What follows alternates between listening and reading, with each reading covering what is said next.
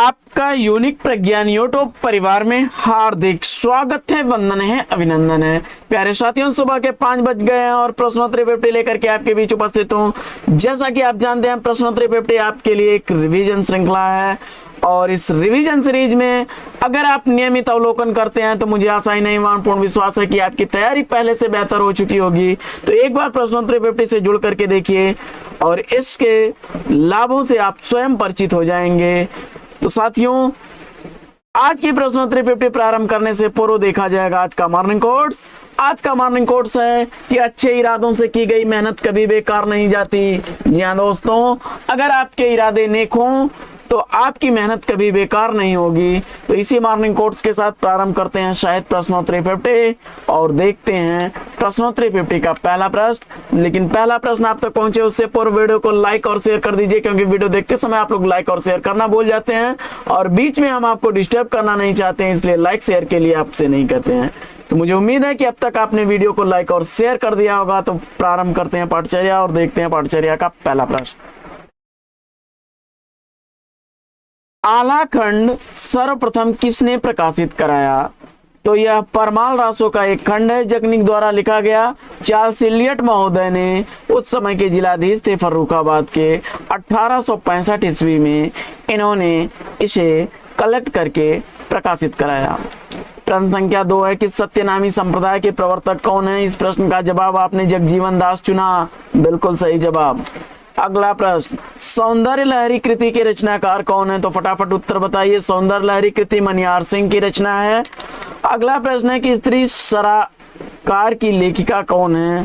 तो जवाब हो जाएगा आशा रानी ब्योरा। अगला प्रश्न है कि अकविता आंदोलन का प्रवर्तक किसे कहा जाता है? तो अकविता आंदोलन का प्रवर्तक जगदीश चतुर्वेदी को कहा जाता है। अगला प्रश्न है कि 11 वर्ष का समय का प्रकाशन वर्ष क्या है? तो 11 वर्ष के समय का प्रकाशन वर्ष 1903 ईस्वी है और यह आचार्य रामचंद्र शुक्ल की कहानी है, शुक्ल द्वारा लिखी गई कहानी है। अगला प्रश्न, अमृत राय का पहला उपन्यास कौन सा है? तो अमृत राय का पहला उपन्यास बीज उपन्यास है, 1953 ईस्वी इसका प्रकाशन काल है। अगला प्रश्न है कि निर्मल वर्मा का प्रथम उपन्यास कौन सा है? तो निर्मल वर्मा का प्रथम उपन्यास वेदिन है, 1964 ईस्वी इसका प्रकाशन काल है।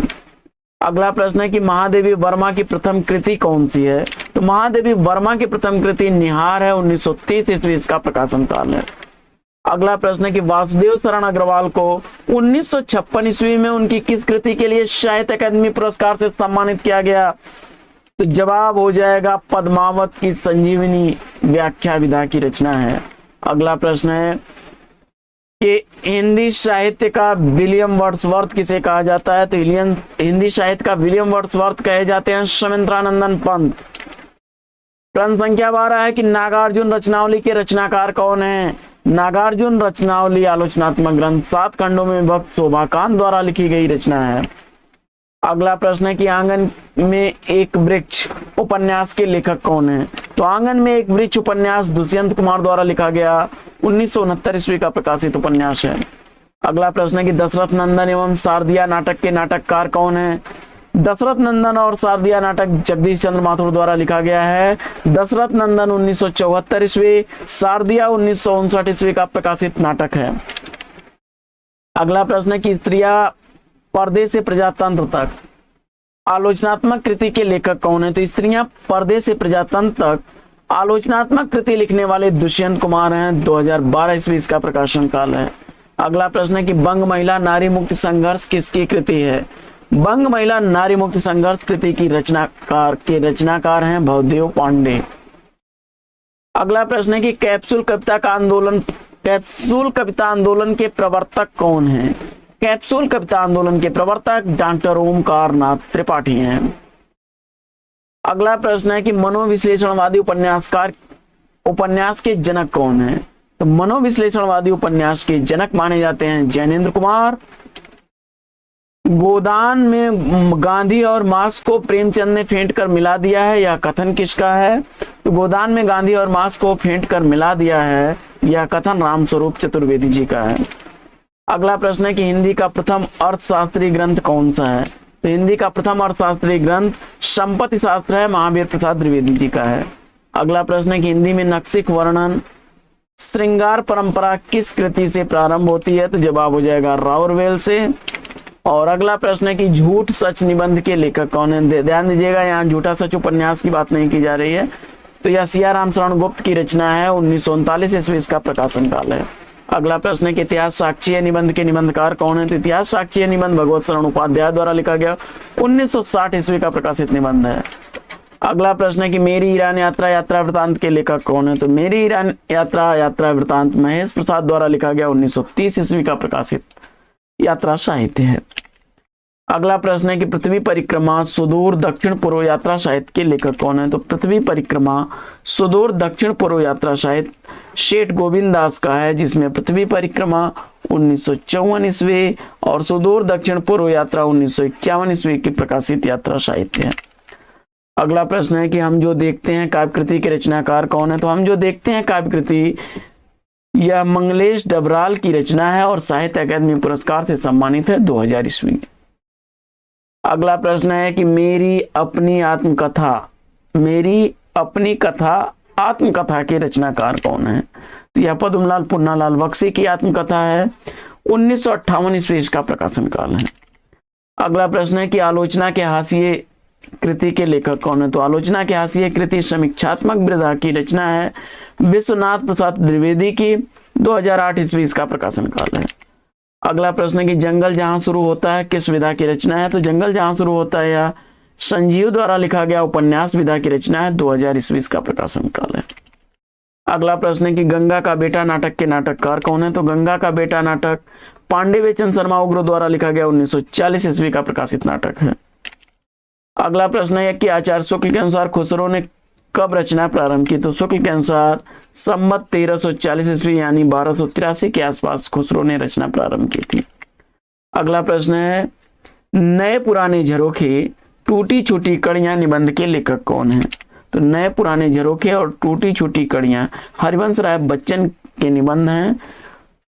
1962 ईस्वी में नए पुराने झरोखे और 1973 ईस्वी में टूटी छूटी कड़ियां निबंध लिखा गया है। अगला प्रश्न है कि कवि और काव्य निबंध के निबंधकार कौन है? तो कवि और काव्य निबंध शांति प्रिय द्विवेदी द्वारा लिखा गया 1936 ईस्वी का प्रकाशित निबंध है। अगला प्रश्न है कि कोहरे में कैद रंग उपन्यास के उपन्यासकार कौन है? तो गोविंद मिश्र द्वारा लिखा गया यह उपन्यास साहित्य अकादमी पुरस्कार से सम्मानित 2008 ईस्वी का प्रकाशित उपन्यास है। अगला प्रश्न है कि कबीर वचनावली के संपादक कौन है? तो कबीर वचनावली के संपादक हरिऔध हैं, 1916 ईस्वी इसका प्रकाशन काल है।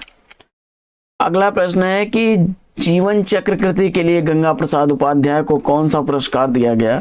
तो जीवन चक्र कृति के लिए गंगा प्रसाद उपाध्याय को मंगला प्रसाद पारितोषिक दिया गया। अगला प्रश्न है कि समकालीन कविता के प्रवर्तक कौन है? तो समकालीन कविता के प्रवर्तक डॉक्टर विश्वंभर नाथ उपाध्याय हैं।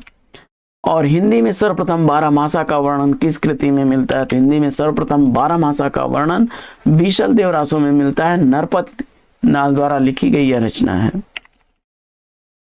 दलित विमर्श की भूमिका धम्म विजय आलोचनात्मक कृतियों के लेखक कौन है? तो दोनों ही कृतियां कमल भारती द्वारा लिखी गई हैं।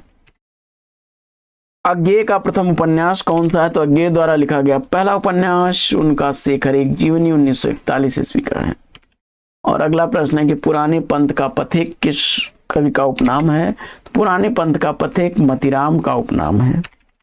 अगला प्रश्न है कि नागफनी मेरे जीवन की बाइबिल आत्मकथा के लेखक कौन है? तो रूप नारायण सोनकर द्वारा लिखा गया है। दोनों ही रचनाएं 2007 ईस्वी की प्रकाशित रचनाएं हैं। अगला प्रश्न है कि बूंद बावड़ी किस लेखिका की आत्मकथा है? बूंद बावड़ी आत्मकथा पद्मा सचदेव की है, 1999 ईस्वी इसका प्रकाशन काल है।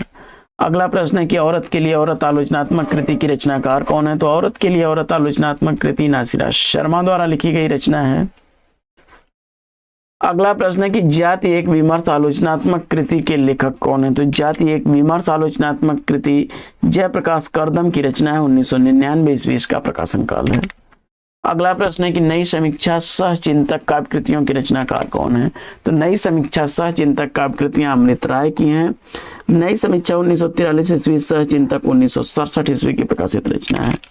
अगला प्रश्न है कि अमर रंजना अमला राजेंद्र यादव के किस उपन्यास के पात्र हैं? तो जवाब हो जाएगा एक इंच मुस्कान, मन्नू भंडारी और राजेंद्र यादव दोनों द्वारा लिखा गया यह उपन्यास है। 1963 ईस्वी इस उपन्यास का प्रकाशन काल है। अगला प्रश्न है कि पौराणिक हिंदू मिथक पर आधारित लक्ष्मी नारायण लाल का नाटक कौन सा है? तो जवाब हो जाएगा कलंकी। 1969 ईस्वी इसका प्रकाशन काल है। अगला प्रश्न है कि कुहासा और किरण श्वेत कमल टूटते परिवेश नाटकों के नाटककार कौन है? तो विष्णु प्रभाकर द्वारा लिखे गए ये नाटक हैं। कुहासा और किरण 1975 ईस्वी, श्वेत कमल 1984 ईस्वी, टूटते परिवेश 1974 ईस्वी का। अगला प्रश्न है कि सच्ची आलोचना और सूक्ष्म परिशंसा का लक्ष्य कवि नहीं बल्कि काव्य है, यह कथन किस आलोचक का है? सच्ची आलोचना तथा सूक्ष्म परिशंसा का लक्ष्य कवि नहीं बल्कि काव्य है, यह कथन है टी.एस. इलियट महोदय का। अगला प्रश्न है कि पृथ्वीराज रासो को सर्वप्रथम अप्रामाणिक किसने घोषित किया? तो जवाब हो जाएगा बूलर महोदय ने 1875 ईस्वी में जयनायक के पृथ्वीराज विजय ग्रंथ के आधार पर। तो साथियों, आज की पाठचर्या लेगी यहीं पर विराम। फिर मिलेंगे आपसे अगले वीडियो में एक नए प्रकरण, एक नए टॉपिक, एक नए अंदाज में। तब तक के लिए लेंगे आपसे विदा। आपका जीवन मंगलमय हो। बेस्ट विशेष बेस्ट ऑफ लक। जय हिंद साथियों।